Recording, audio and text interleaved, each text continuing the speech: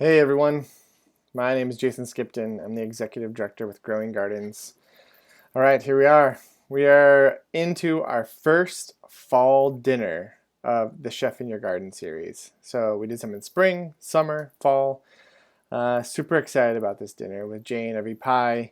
This menu is just quite fantastic, and I love from this video that you're going to see from Jane really about these touches of Jane personally into Japanese culture, Japanese cuisine, and what she's really trying to do and offer here in Portland as well, along with her partnership with Flying Coyote Farm. So big shout out to them as well for this amazing produce and really kind of this height of summer as we're transitioning from summer into fall. So looks fantastic. Also, though, the wine pairing with Edelsheim, like big support from them.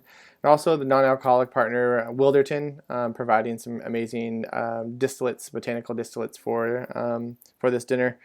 And also GoBox. GoBox, so you're going to find this flyer in there. You're also going to find those containers in there, those green containers. These are containers that need to be taken back to any local New Seasons or other places that you can find in the link in the email that you got for this dinner and where to take them back. Those are reusable containers. So really thinking about how to up our sustainability, but also keep these items, to-go items out of landfills. So these are something that we use, you rinse them out, take them back, and then they go back into the system. So these aren't something that you recycle or something that you keep and hold on to and you use again, but these are things that go back to the GoBox company and then they sanitize and then get back out to partners. So please, if you can, take those back as soon as possible because they have a great partnership with New Seasons and they're reducing all of their disposable containers and utilizing Go boxes for all of their bulk goods and their to-go foods and all of that. So big shout out to New Seasons as well for helping to build that partnership and support our partnership with GoBox.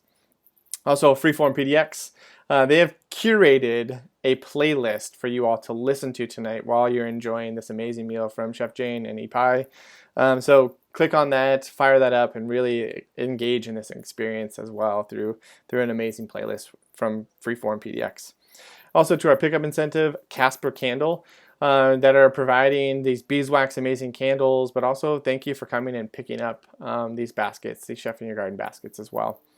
The dinner sponsor, the Quincy Family Foundation, been longtime supporters of Growing Gardens and are supporting this dinner as well. So big thanks to the Quincy Family Foundation. Also to the Richard and Helen Phillips Foundation, who have been providing support with this entire series, along with Thriving Design and Masa Fresh. So check out Masa Fresh. This is also in your basket. This is a $5 coupon off of your next order with Masa Fresh. They're basically doing an online farmers market and engaging with our local food system in the online platform. And also to Nikki USA and to Paul and Susan Jane Brown for your amazing support throughout this series as well. So again, we're kicking off our fall series. We have a couple more dinners coming up, but I really want to let's center us in this dinner here with Chef Jane of Ippai. Thank you all so much for participating in this innovative series that's really supporting our work at Growing Gardens. There's more information about us in the basket. Again, fire up that playlist, click on it, really get prepared to hear from Jane about why she made this menu specifically for you all. And really appreciate you all for taking the time to be a part of this dinner series. So thank you all so much. Enjoy your meal.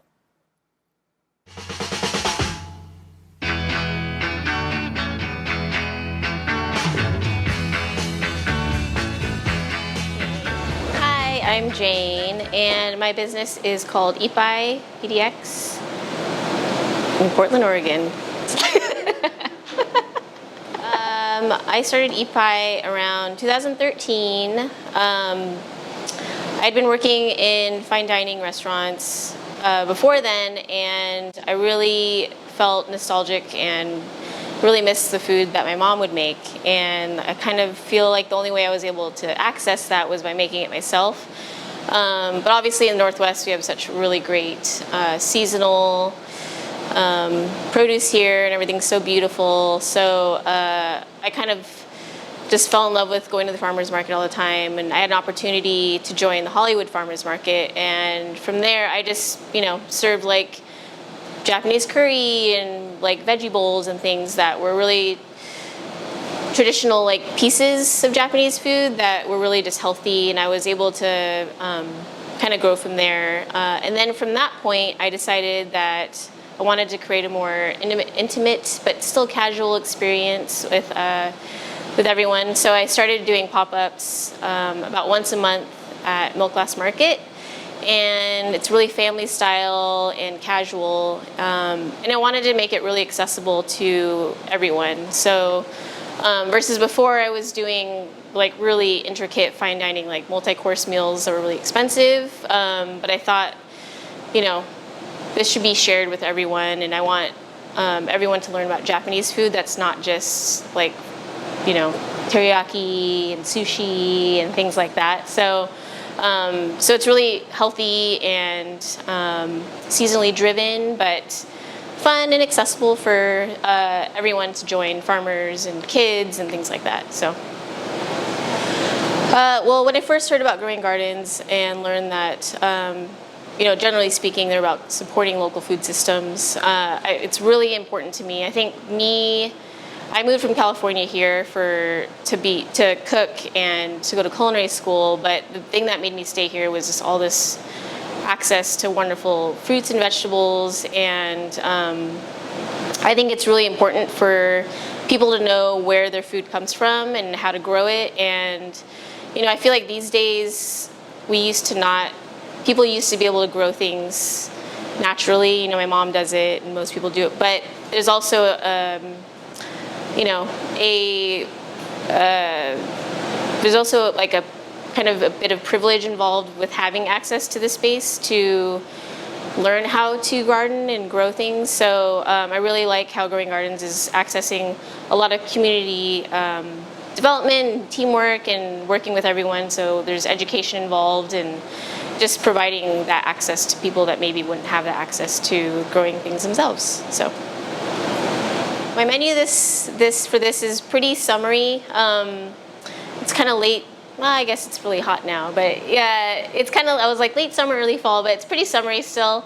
All the dishes are cold, and what I like about this is they're all kind of traditional menu like ideas, but there's a lot of me being Japanese American, so there's a lot of my influence from this background in working in different restaurants, but also just a little bit of like Northwest Jane flair in there. So, but you'll see very like traditional style, like, you know, general ideas of the dishes. But yeah, I'm doing a cold tofu dish, and doing an eggplant dish that's like fried and marinated. I'm doing some sashimi that's like tataki, and then to finish it off, like a cold noodle bowl. With all these seasonal veggies on it. So, yeah. I'm partnering with Flying Coyote Farm and Black Locust. I loved working with Lily. I like how it's women-owned, and she just grows the best vegetables. And also, she's also at Hollywood Farmers Market.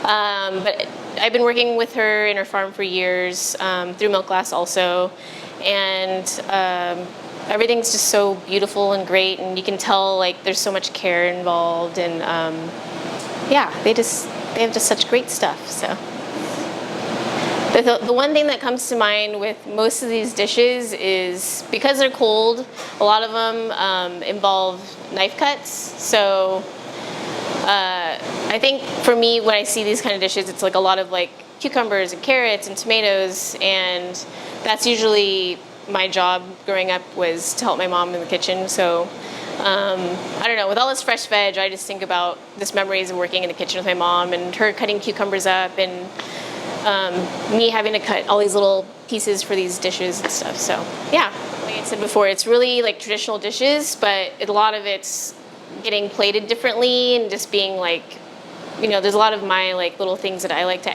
you know, adding different textures and different veggies to it that you wouldn't normally like see corn on like the cold tofu, but for me, I'm like, yeah, why not? It's like adds great texture to it.